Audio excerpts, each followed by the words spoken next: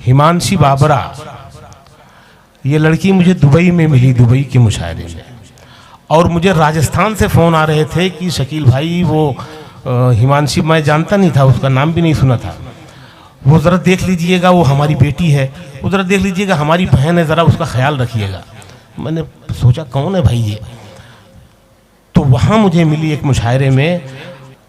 मैंने उससे अभी पूछा था जब वो मेरे पास बैठी थी कि ये शायरी जो तुम पढ़ रही हो ये तुम खुद लिखती हो, ईमानदारी से बताना। तो उसने कहा हाँ मैं खुद लिखती हूँ।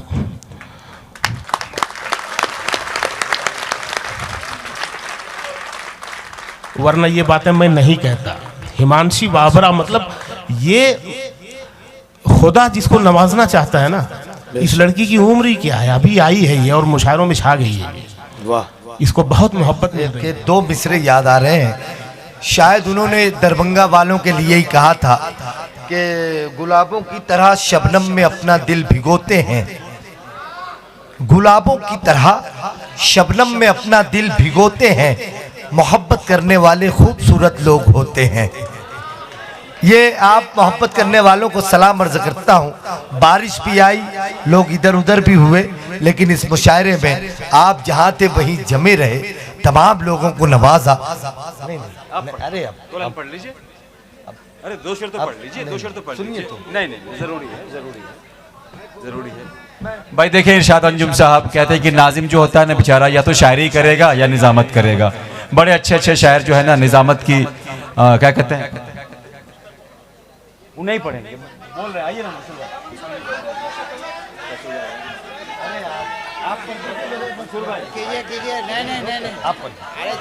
दो शेर मैं सुनिए मैं मंसूर खुशतर साहब, देखिए अक्सर यही होता है। मैं शुक्रिया अदा करता हूँ शकील आज़मी साहब का, उन्होंने ये हुक्म दिया। अक्सर ये होता है कि जो शख्स सबको खिलाता है वो भूखा रह जाता है, तो ऐसा यहाँ नहीं होना चाहिए। मैं डॉक्टर मंसूर खुशतर साहब दो मिसरे पढ़ दीजिए भाई साहब, आप आइए, जोरदार तालियां, जोरदार मंसूर भाई दो अच्छा इरशाद भाई, तो मैं ये कह रहा था कि इरशाद अंजुम बेहतरीन शायर हैं। डॉक्टर मंसूर साहब थके हुए हैं तो अभी नहीं आ रहे हैं, इसीलिए थकन की वजह से। तो इरशाद अंजुम साहब बहुत ही अच्छे शायर हैं। दो शेर भाई, भाई आपके लोग हैं,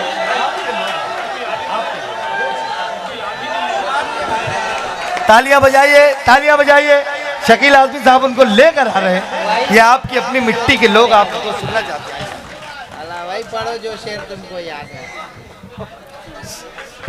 वही शेर पढ़ो दो जो याद है तुमको। एक शेर, एक सबब बर्बादी का मेरे है मेरी आरज़ू।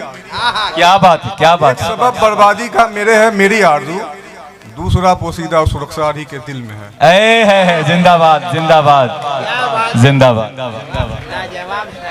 आपके सामने अब इरशाद अंजुम साहब जो है अपनी शायरी की जौहर भी दिखाएंगे। मैं चाहता हूं कि वो भी आपको मुस्तफीद करे अपनी शायरी से। मैं दो तीन मिनट, दो चार शेर सुन लीजिएगा। मैं सदर साहब से इजाज़त, अशरफ फरीद साहब से, आप सबका हुक्म है तो मैं दो चार मिसरे पढ़ देता हूँ, जो इन दिनों जो मिसरे मेरे बहुत पसंद किए जा रहे हैं। चार मिसरों से सुनिए कि इसलिए तेरी अदाओं का दीवाना मैं हूँ। क्या बात, क्या बात। अब अगर आपकी फरमाइश आप सुनना चाहते हैं तो फिर हक अदा कीजिए। बस यूँ समझ लीजिए तमहीद के तौर पे मैं मिसरे पढ़ रहा हूँ और शकील आज़मी साहब के लिए माहौल बन जाएगा। इसलिए तेरी अदाओं का दीवाना मैं हूँ, जो तेरी, देखिए आराम से सुन लेने दीजिए तरीके से। अनवर भाई मेरी उम्र छोटी है अल्हम्दुलिल्लाह, लेकिन मुशायरा बहुत अच्छे से समझता है। इस वक्त यही हासिल होना। शकील आज़मी साहब का हुक्म है, मेरे बड़े हैं मोहतरम। इसलिए तेरी अदाओं का दीवाना मैं हूँ, जो तेरी आंख में चमका वो जमाना मैं हूँ। मैंने जिन लोगों के रस्तों से हटाए पत्थर, अब उन्हीं लोगों के पत्थर का निशाना। जिंदाबाद जिंदाबाद। अरे क्या कहने, तेरी अदाओं का दीवाना मैं हूँ, क्या कहने, जो तेरी आंख में चमका वो जमाना मैं हूँ। मैंने जिन लोगों के रस्तों से हटाए पत्थर, अब उन्हीं लोगों के पत्थर का निशाना मैं निशाना मैं हूँ, फिर कोई नींद का पत्थर न उछाला जाए। है अब हमें ख्वाब के झंझट से निकाला जाए। जिंदाबाद, क्या कहने। हर जमीन पर पूरी दुनिया में हर खित्ते हर जमीन पर कुछ रईस कुछ पैसे वाले लोग पाए जाते हैं। मैं गजल का शेर बनाता हूँ, फिर कोई नींद का पत्थर न उछाला जाए। अब हमें ख्वाब के झंझट से निकाला जाए। रोशनी आपके घर में है तो खिड़की खोलें, ताकि मजबूरों के घर में भी उजाला जाए। है क्या कहने, क्या कहने। आपके घर में है, अरे जिंदाबाद। रोशनी आपके घर में है तो खिड़की खोलें, ताकि मजबूरों के घर में भी उजाला जाए। है जिंदाबाद। और ये 4 मिसल पढ़ता हूँ कि तेरे आता किरदार को आबाद रखे। मंसूर खुशतर साहब, यहाँ के तमाम जिम्मेदार चेहरे और कौमी तंजीम के तमाम जिम्मेदार, तेरे किरदार को आबाद रखे, कुछ ऐसा करके दुनिया याद रखे। है जिंदाबाद। तेरे क्या कहने। किरदार को आबाद रखे, कुछ ऐसा करके दुनिया याद रखे। यहाँ बस लोग बातें कर रहे हैं, कोई तो हो के जो बुनियाद रखे। क्या कहने, क्या यहाँ कहने। बस लोग बातें कर रहे हैं, कोई तो हो के जो बुनियाद। बहुत शुक्रिया। सुनाया तो बहुत कुछ जा सकता है, लेकिन आपका बहुत शुक्रिया। आइए दोस्तों, अब मैं आपका बहुत शुक्रिया अदा करता हूँ। मैंने मुशायरों में जितनी भी उम्र गुजरी है, रात के इस पहर में कभी मैं इतने लोगों को नहीं देखता हूँ जो शुरू में होते हैं। यहाँ से मैं समझता हूँ कि सिर्फ 2 से 3% लोग गए होंगे अपने घर। जितने लोग मुशायरे के शुरू में थे, उतने लोग इस वक्त मेरे सामने हैं। मैं दरभंगा सलाम करता हूँ आपकी अदब दोस्ती को, आपकी उर्दू नवाजी को। मैं बहुत ही अदब और एहतराम के साथ गज़ल के उस महबूब शायर तक पहुँचना चाहता हूँ। तौसीफ ताबिश ने कहा था कि नज़र नज़र से मिलाना बहुत ज़रूरी था, हमारा वजद में आना बहुत ज़रूरी था।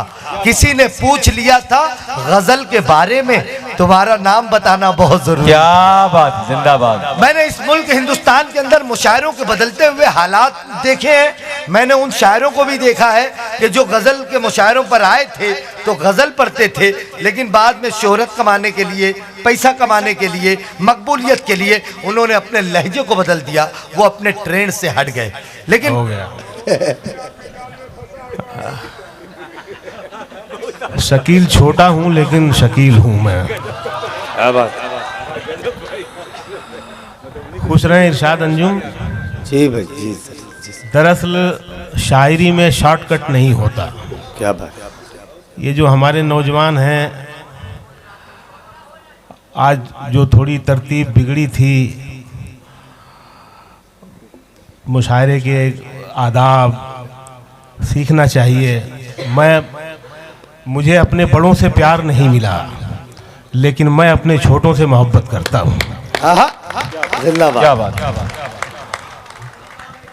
लेकिन मैं अपने उन नौजवानों को जो जल्दी में है, ये मशवरा भी देना चाहता हूँ कि वो शायरी सीखें, मुशायरे के आदाब सीखें, मुशायरे में कैसे बैठा जाता है, उसके रख रखाव क्या है, बहुत ज़रूरी है वो। जी बेशक। और वो भी ये सब उस दरभंगा में हो रहा था जहाँ की एक बड़ी अदबी विरासत है, जहाँ मुबारक अजीमाबादी पैदा हुए, जहाँ आसी आरवी पैदा हुए, जहाँ अबुल कलाम कासमी पैदा हुए। जी बड़े बड़े लोग यहाँ पैदा हुए। एक तवील फहरिस्त है यहाँ पर।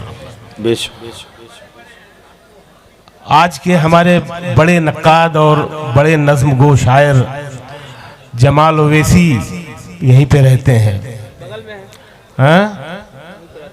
हाँ, लेकिन वो आए नहीं, पता नहीं उन्हें बुलाया नहीं गया कि या क्या है वो। अच्छा,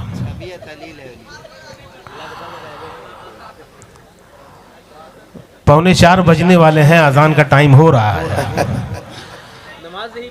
रात के हाथ सुबह के दरवाजे पर दस्तक देने वाले हैं। क्या बात। मैं एक बात आपसे कहना चाहूँगा कि 50 शायरों ने यहाँ सुनाया, और जिस जोशो खरोश से आपने पूरी रात शायरी सुनी है, बाखुदा कह रहा हूं कि इस तरह से लखनऊ और दिल्ली में भी शायरी नहीं सुनी है। है जिंदाबाद जिंदाबाद जिंदाबाद। और मेरा नंबर जब मुशायरों में आता है तो कहीं से पाकिस्तान कट जाता है तो कहीं से बांग्लादेश कट जाता है, लेकिन दरभंगा ने मुझे पूरा हिंदुस्तान दिया है। जिंदाबाद। मैं कुछ शेर सुनाना चाहता हूँ, उससे पहले एक दो और बातें। मुशायरे का आखिरी शायर जो है वो नायब सदर भी होता है, क्या बात। तो एक दो बातें भी सुन लें। हमारे सदर साहब, ये जो अशरफ फरीद साहब जो कौमी तंजीम के मालिक भी हैं और मुशायरे की सदारत फरमा रहे हैं, मुझे हैरत है कि नौजवान शोरा तो ठीक है, हमारे सीनियर शोरा ने भी हमारे सदर से इजाज़त नहीं ली शायरी सुनाने से पहले। जमशेदपुर में मुशायरा हो रहा था, मुनव्वर राना साहब सदारत फरमा रहे थे, एक नौजवान शायर आया और उसने इजाज़त नहीं ली। उन्होंने डांट के कहा कि पहले इजाज़त लो फिर सुनाओ। क्या बात। तो जिन्होंने ली बहुत अच्छी बात है, और मेरे जिन साथी शोरा ने इजाज़त नहीं ली, मैं उनकी तरफ से उनसे माफ़ी चाहता हूँ।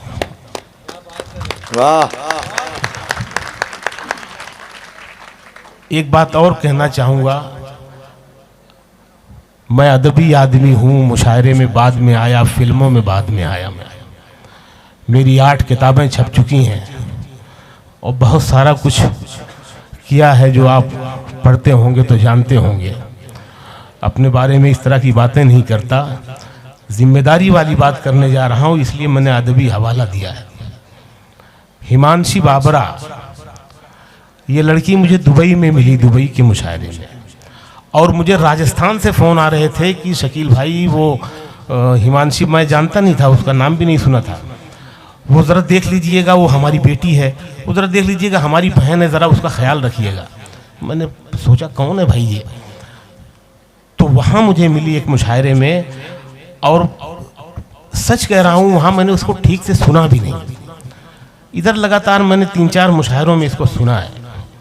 मैं ये बात पूरी जिम्मेदारी के साथ कहने जा रहा हूँ। मैंने उससे अभी पूछा था जब वो मेरे पास बैठी थी कि ये शायरी जो तुम पढ़ रही हो ये तुम खुद लिखती हो, ईमानदारी से बताना। तो उसने कहा हाँ मैं खुद लिखती हूँ।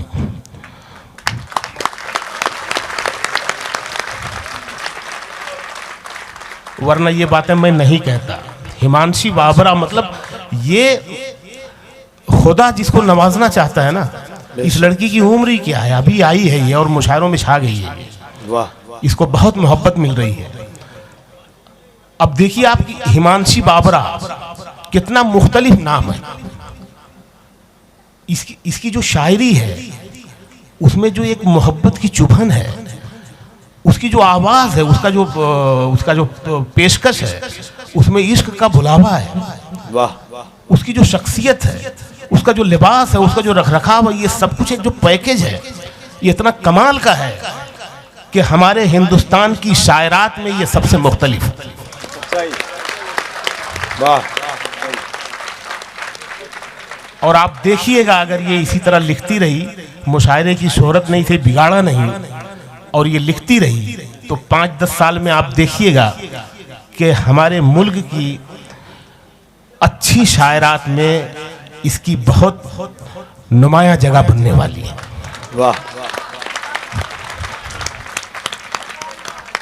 खैर, मैं